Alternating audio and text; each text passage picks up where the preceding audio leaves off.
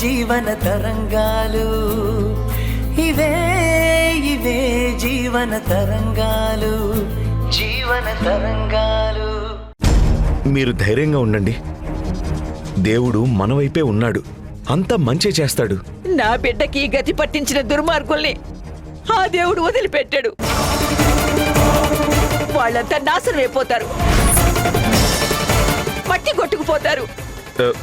తప్పకుండా వాళ్ళని దేవుడు శిక్షిస్తాడు. మీరు ఆవేశపడకండి అత్తయ్య గారు.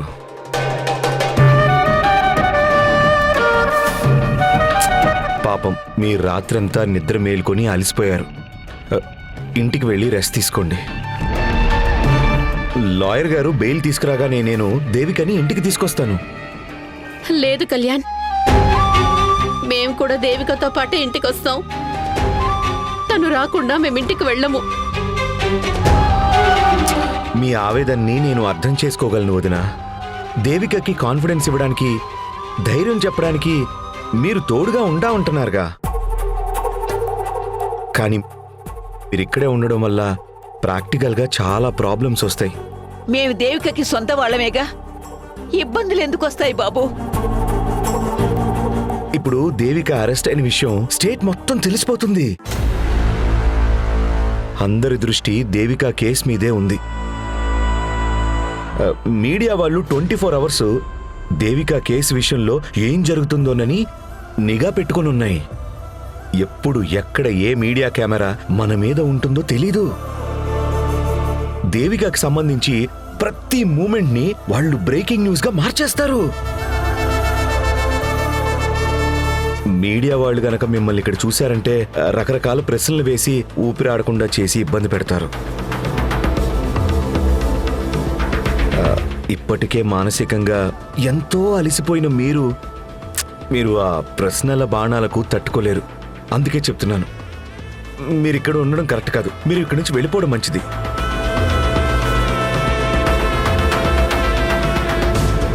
నా మాట మీద మీకు ఏమాత్రం నమ్మకం ఉన్నా మీరు ఇంటికి వెళ్ళిపోండి ప్లీజ్. కానీ ప్లీజ్ వదినా, వదినా ఇదిగో పట్టుకోండి. ప్లీజ్ ఇంటికి వెళ్ళండి. అత్తయ్య గారిని తీసుకొని వెళ్ళండి. రామ్మా.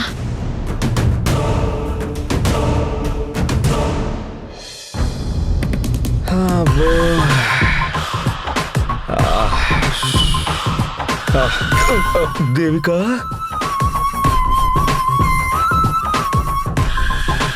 దేవిక. ఏమండి, అమ్మ అక్క వాళ్ళు పాపం రాత్రంతా నా కోసం బయటే ఉండి ఎదురు చూశారు. వాళ్ళని ఇంటికి వెళ్ళమని మీరైనా చెప్పండి. ఇప్పుడే వాళ్ళకి నచ్చ చెప్పి వదిన వాళ్ళని ఇంటికి పంపించాను. నువ్వు బాధపడకు. కానీ ఏ తప్పు చేయకుండా రాత్రంతా నువ్వు ఇలా జైల్లో ఉండాల్సి వస్తుందని నేను కల్లో కూడా ఊహించలేదు దేవిక. ఇది చూడ్డానికేనా నేను నీ దగ్గరికి వచ్చింది? ఆ దేవుడు నిజాయితీగా ఉన్న వాళ్ళని కూడా శిక్షిస్తాడని నిన్ను చూశాకే తెలిసింది. ఇంతకంటే ఘోరం మరొకటి ఉంటుందా చెప్పు? విధిని ఎవరూ తప్పించలేరు కళ్యాణ్. దీనికి దేవుడు ఏం చేస్తాడు చెప్పు? ఇప్పుడు అన్యాయంగా గెలిచానని విర్రవీగొచ్చుగాక, కానీ ఆ గెలుపు తాత్కాలికమే. ఎప్పటికైనా నిజాయితీనే గెలుస్తుంది, అన్యాయాన్ని అధపాతాళానికి తొక్కుతుంది. జస్ట్ ఓపిక పట్టాలంతే. ఎలా ఎలా ఓపిక పట్టమంటావు దేవిక? నువ్వు బాధ్యతగా డ్యూటీ చేసి అవినీతిని అణగదొక్కి ఈ సొసైటీకి ఒక రోల్ మోడల్ అయ్యావు. కానీ ఇప్పుడు నీ ఇమేజ్ని డ్యామేజ్ చేసి సింహం లాంటి నిన్నిలా బోన్లో బందీగా ఉండేలా చేశారు. తప్పు చేయకున్నా ఇలాంటి పరిస్థితి వచ్చిందని మీ అక్క బావ వాళ్ళు అత్తయ్య గారు ఎంతగా బాధపడుతున్నారో మాటల్లో చెప్పలేను.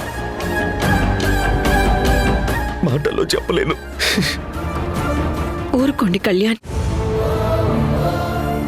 బెయిల్ మీద బయటికి రాగానే నా మీద పడ్డ మచ్చను చెరిపేసుకొని మళ్ళీ వాళ్ళ ముఖాల్లో సంతోషాలు తిరిగొచ్చేలా చేస్తాను. అన్నట్టు బెయిల్ సంగతి ఏమైంది? దేవిక, రాత్రంతా నీ బెయిల్ కోసం తిరుగుతూనే ఉన్నాను.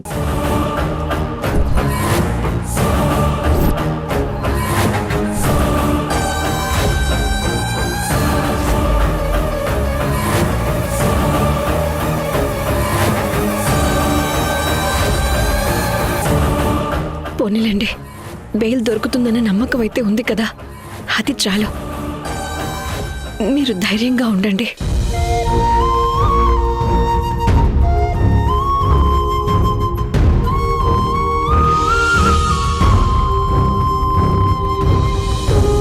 కళ్యాణ్, బెయిల్ కోసం రాత్రంతా బయట తిరిగారని చెప్పారు.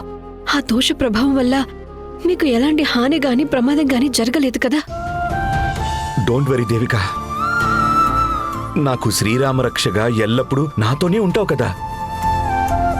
ఇంకా నాకేమవుతుంది చెప్పు? దేవిక, నువ్వు మాత్రం ధైర్యంగా ఉండు. హా?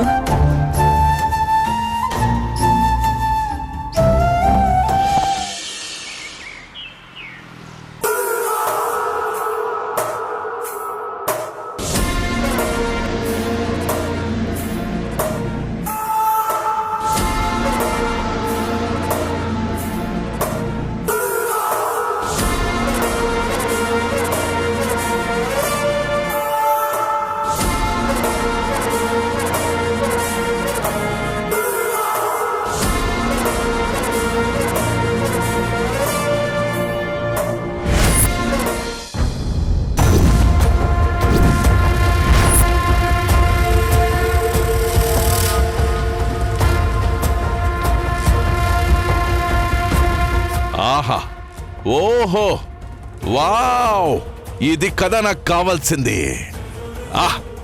ఇది కదా కిక్కిచ్చే న్యూస్. జోజో, జోజో ఇలా రా. సార్ ఏంటి సార్ అంతలా కేక వేశారు? కేక కాదు జోజో, ఈ సంతోషంలో డాన్స్ వేసినా తప్పులేదు. నా కల నెరవేరింది జోజో, నా పగ చల్లారింది. అవునా సార్? అవును, ఇదిగో న్యూస్ చూడు.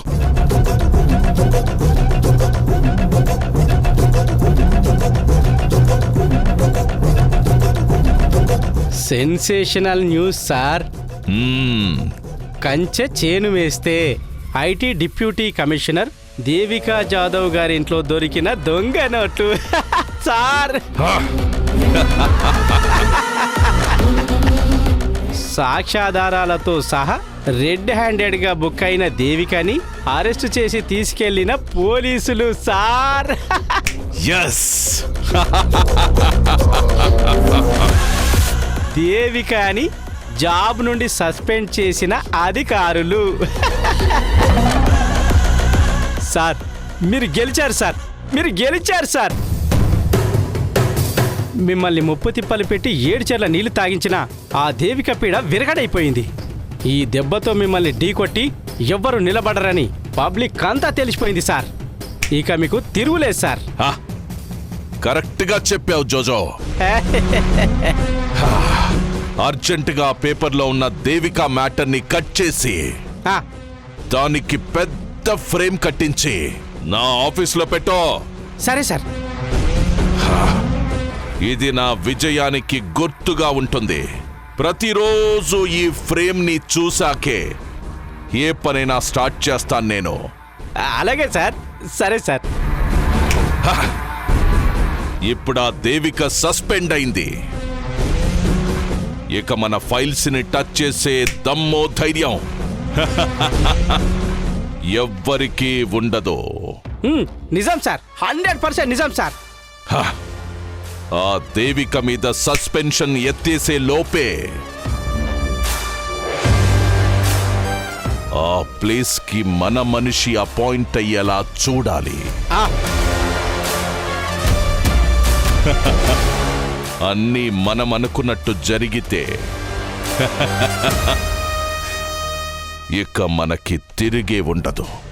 సార్ మీరు అనుకుంటే అన్ని చిటికెలు అయిపోతాయి సార్. అన్నట్టు నాతో ఎవరు స్పెషల్ పర్సన్ వస్తారని చెప్పారే, నేను అన్ని అరేంజ్ చేశాను సార్. అతను తీసుకొని ఎక్కడికి వెళ్ళారు సార్?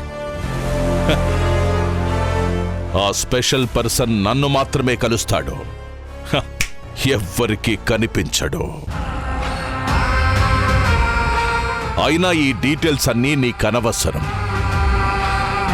నీ బార్డర్ దాటకుండా బాధ్యతగా చెప్పింది చెయ్యడం నేర్చుకో. అలాగే సార్.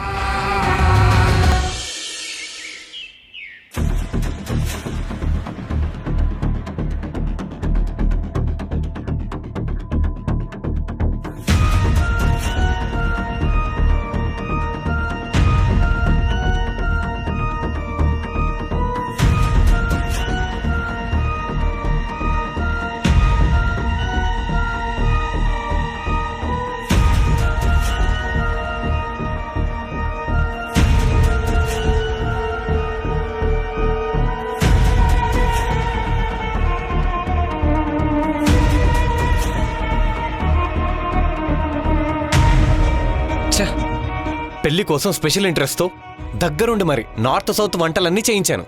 కానీ ఏం లాభం, తినకుండానే ఫుడ్ అంతా డస్ట్బిన్ పాలవుతుంది. పెళ్లికి వచ్చిన వాళ్ళు 4 అక్షంతలు వేయించుకున్న అదృష్టం కూడా పిన్ని వాళ్ళకి దక్కలేదు. అంతా వేస్ట్ అయిపోయింది. శివుడాజ్ఞ లేనిదే చీమైనా కుట్టదంటారు.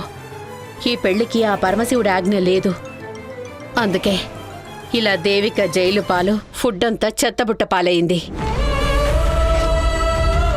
మనం జరిగిన దానికి బాధపడటం తప్ప ఏమీ చేయలేని నిస్సహాయులమయ్యాం.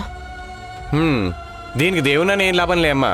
పాపం సొమ్ముతో పబ్బం గడుపుకోవాలని చూస్తే ఇలాగే జరుగుతుంది. పైకి సిన్సర్గా డ్యూటీ చేస్తున్నట్టు కలరింగ్ ఇస్తూ లంచాల మూటలతో మేడలు కట్టాలని చూసినందుకు తగిన శాస్త్రే జరిగింది మీ చెల్లెలకి.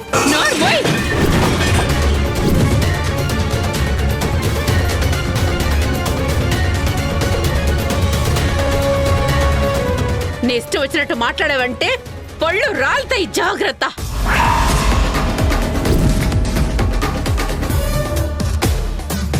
కంఠంలో ప్రాణం ఉండగా దేవిక ఒకరితో వేలు చూపించుకునే పనులు చెయ్యదు. దేవిక అంటే నిప్పురా. నిప్పుకెప్పుడు చెదలు పట్టదు అన్నది ఎంత నిజమో, నా చెల్లెలు తప్పు చెయ్యదు అన్నది కూడా అంతే నిజం. సూర్యుడు పడమర ఉదయించడు అన్నది ఎంత నిజమో, దేవిక అన్యాయంగా సంపాదిస్తుంది అన్నది కూడా అంతే నిజం. ఎవరో పన్నిన కుట్రలో తను అన్యాయంగా చిక్కుకొని జైలుకెళ్ళిందే తప్ప తప్పుడు పని చేసి వెళ్ళలేదని గుర్తుపెట్టుకో. అయినా నువ్వు ఏ ఆధారంతో దేవికని నిందిస్తున్నావు? నీ దగ్గర నా ఆధారం ఏంటో చూపించరా, చూపించు. అడిగేది నిన్నేరా, ప్రూఫ్ చూపించు. అంటే అమ్మ, అది పిన్ని క్యారెక్టర్ ఎలాంటిదో నాకు కూడా తెలుసు. కానీ కళ్ళ ముందే లెటర్ నెక్లెస్ కనిపించాక నమ్మక తప్పట్లేదు. ఆ ఫ్రస్ట్రేషన్ తోటే అలా అన్నాను. దేవిక సిన్సియర్ గా డ్యూటీ చేయడం వల్ల తన చుట్టూ ఎంతమంది శత్రువులు ఉన్నారో నీకు తెలియదట్రా. దేవికని అవమానాలు పాలు చేసి డ్యూటీ నుంచి తీసేయాలని అనుక్షణం గోతికాడ నక్కల్లా ఎదురు చూసేవాళ్లు వందల సంఖ్యలో ఉన్నారని నీకు కూడా తెలుసు కదరా. అలాంటి రాస్కెల్స్ పన్నిన పన్నాగం అని నీకెందుకు అనిపించట్లేదు? సారీ అమ్మా, అవన్నీ పక్కన పెట్టు. నాకు ఇంట్లో ఏం జరుగుతుందో అస్సలు అర్థం కావట్లేదు. నాన్న జైలుకి వెళ్ళొచ్చాడు, ఇప్పుడు పిన్ని కూడా వెళ్ళింది. నెక్స్ట్ మనలో ఇంకెవరు వెళ్తారో, ఎవరికి ఏమవుతుందో తెలియక టెన్షన్తో బుర్ర బద్దలైపోతుందమ్మా. చాలే ఆపరా. మగాడు వయ్యుండి ఇలా టెన్షన్ పడుతున్నాను, భయపడుతున్నాను అనడానికి సిగ్గుగా అనిపించట్లేదు? నువ్వు చేసిన అప్పులకే కదా ఆ వెధవ ఆదర్శ్ ఇంటికొచ్చి మీ నాన్న దగ్గర రచ్చ చేశాడు. దానివల్లే కదా యాక్సిడెంట్ చేసి జైలుకు వెళ్ళాడు. మీ నాన్నను వెతకడం చేత కాక నువ్వు ఇంట్లో ఉంటే కీర్తి ఆడపిల్లైనా సరే అర్ధరాత్రి అనుకోకుండా ధైర్యంగా తిరిగి ఎలాగోలా పరువు పోకుండా మీ నాన్నని బయటకు తీసుకొచ్చింది. కూతురుకుండే బాధ్యత కూడా కొడుకుగా నీకు లేదు. బాధ్యత లేదని అనకమ్మా, చాలా హర్టింగ్గా ఉంది. అంత రోషం ఉంటే వెళ్ళి జాబ్ సంపాదించుకోరా. నీ భార్య డెలివరీకి ఉంది, ఆపరేషన్ కి డబ్బులు రెడీ చేసుకో. నీ బిడ్డ ఈ భూమి మీదకి వచ్చే లోపే వేరే మంచి ఇల్లు చూసుకో. హర్ట్ అవడం కాదురా, మీ అమ్మ గుండెల మీద ఉన్న బరువుని తగ్గించడం గురించి ఆలోచించుకో. ఛీ! అమ్మా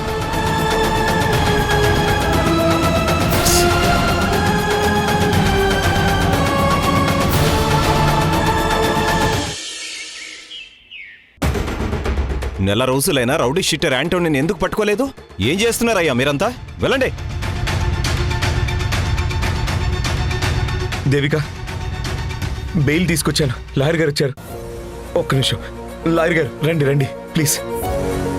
రండి లాయర్ గారు, కూర్చోండి. లాయర్ గారు, తొందరగా బెయిల్ ప్రాసెస్ కంప్లీట్ చేయండి.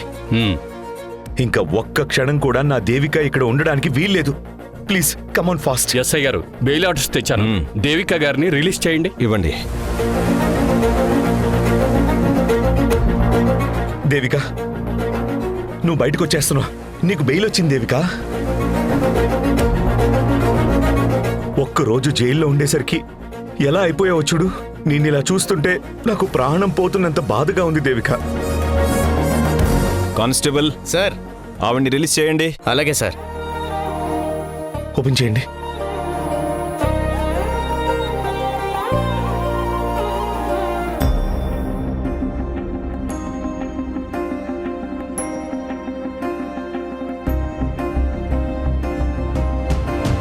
దేవిక,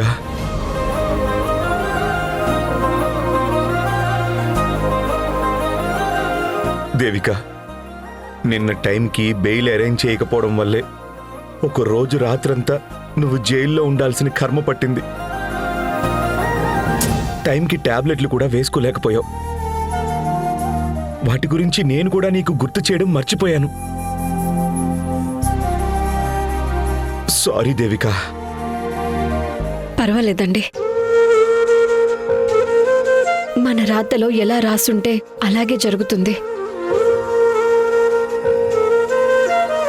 ఏది ఎప్పుడు దక్కాలో అప్పుడే దక్కుతుంది. అమ్మ వాళ్ళెక్కడా? బయటున్నారా? లేదు దేవిక, ఎలాగో ఇంటికి వెళ్తున్నాను కదా, అక్కడికే రమ్మని చెప్పాను. మనం త్వరగా వెళ్దాం పద. నీ హెల్త్ గురించి ఒకసారి డాక్టర్ని కలిసి తర్వాత ఇంటికి వెళ్దాం. ఆ తర్వాత నువ్వు ఇలా అవ్వడానికి కారణమైన వాళ్లను వెతికి పట్టుకొని ఇదే జైల్లో పెట్టిస్తాను. ఆవేశపడకండి కళ్యాణ్. నా కోసం మీరు పడిన కష్టం చాలు. ఇంకా మిమ్మల్ని కష్టపెట్టదలుచుకోలేదు. నా జీవితం మీద మచ్చపడేలా చేసిన వాళ్ళ గురించి నేను ఆలోచిస్తాను. మీరు మీ బిజినెస్ మీద ఫోకస్ చేయండి. సరే పద వెళ్దాం. మేడం, మీరేమనుకోనంటే మీ మంచి కోరి ఒక మాట చెప్తాను. మీరు ఎప్పుడు రిలీజ్ అవుతారా, బ్రేకింగ్ న్యూస్ ఎప్పుడు వేద్దామా అని బయట మీడియా వాళ్ళు 1000 కళ్ళతో ఎదురు చూస్తున్నారు. కాబట్టి మీరు బ్యాక్ డోర్ నుంచి వెళ్ళడం మంచిది. మొహం దాచుకొని వెళ్లే కర్మ తెచ్చింది మీరే. దేవిక ఎంత సిన్సియర్ ఆఫీసరో తెలిసి కూడా కనీసం మినిమం రెస్పెక్ట్ కూడా లేకుండా బిహేవ్ చేశారు. పైగా ఇప్పుడు తన మంచి కోరినట్టు అడ్వైజులు ఇస్తున్నారు. ఇది మీకు వెటకారంగా అనిపించట్లేదా? మా డ్యూటీ మేం చేశామండి. ఇందులో తప్పేమీ లేదు. మీ ఇష్టం. మీరు ఎలా వెళ్తే నాకేంటి?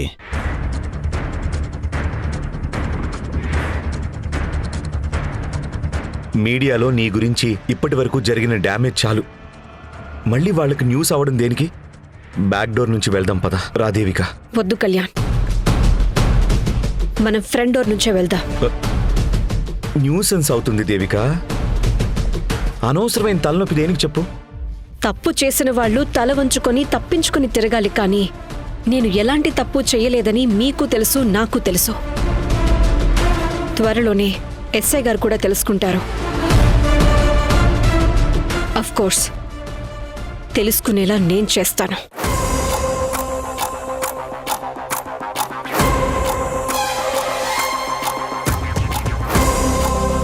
చూడండి ఎస్ఐ గారు, త్వరలోనే నిజమేంటో నిరూపిస్తాను. అది నిజమైన రోజు సంకెళ్ళు వేసిన మీ చేతులతోనే సెల్యూట్ కొట్టించుకుంటాను. ఆ క్షణం మీ కళ్ళల్లో తప్పు చేశాననే అపరాధ భావం కనిపిస్తుంటే నిజం నిరూపించాలనే గర్వం నా కళ్ళల్లో కనిపిస్తుంది. ఆ మూమెంట్స్ కోసం వెయిట్ చేయండి. నేను తప్పు చెయ్యనప్పుడు ఎవరికీ భయపడాల్సిన పని లేదు. బ్యాక్ డోర్ నుంచి వెళ్లాల్సిన అవసరం అంతకన్నా లేదు. వెనకడుగు పడితే తప్పుని ఒప్పుకున్నట్టే లెక్క. తప్పు చెయ్యని నా అడుగు ఎప్పుడూ ముందుకే పడుతుంది. నా ముందున్నది మీడియా అయినా సరే, మరింకేదైనా సరే నిర్భయంగా ఫేస్ చేస్తాను. మీడియా అడిగే ప్రశ్నలకి ఎలా సమాధానం చెప్పాలో నాకు బాగా తెలుసు. పదండి, ఫ్రంట్ డోర్ నుంచే వెళ్దాం. జైల్లో పెట్టిన దీనికి బలుపు ఇంకా తగ్గలేదు. తగ్గకపోగా పొగరు ఇంకా డబల్ అయినట్టుంది. పదండి.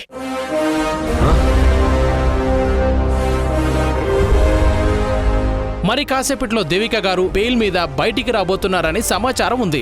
ఆమె రాగానే ఆమె ప్లాన్ ఆఫ్ యాక్షన్ ఏంటో, ఏం చేయబోతున్నారో ఆమెను అడిగి తెలుసుకుందాం. సార్, ఈ పేపర్ చదివేసి వస్తాను.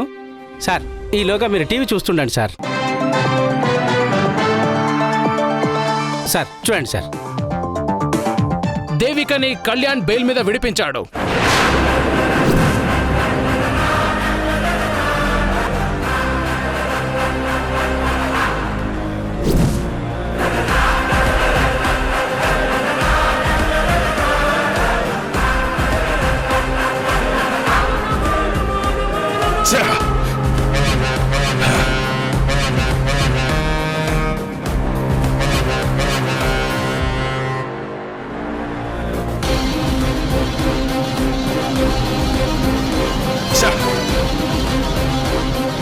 కళ్యాణ్ దేవికను బెయిల్ మీద బయటికి తీసుకొస్తున్నాడేంటి? వాడికేమైనా మైండ్ తప్పిందా?